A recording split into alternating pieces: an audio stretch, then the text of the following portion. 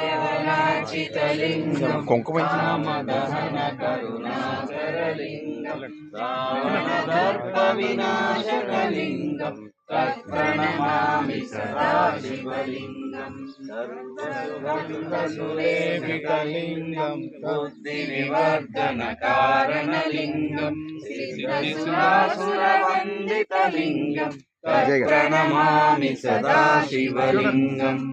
कनकमहाफणिभूषितलिङ्गं फणिपतिवेष्टितशोभितलिङ्गं दक्षयज्ञविनाशकलिङ्गं तत्प्रणमामि सदा शिवलिङ्गम् कुङ्कुमचन्दनलेपितलिङ्गं पङ्कजहार सुशोभितलिङ्गं सञ्चितपापविनाशकलिङ्गं तत्प्रणमामि सदा शिवलिङ्गं देवगणार्चितसेवितलिङ्गं भावैर्भक्तिभिरेव च लिङ्गं दिनकरकोटिप्रभाकरलिङ्गं तत्प्रणमामि सदा शिवलिङ्गम्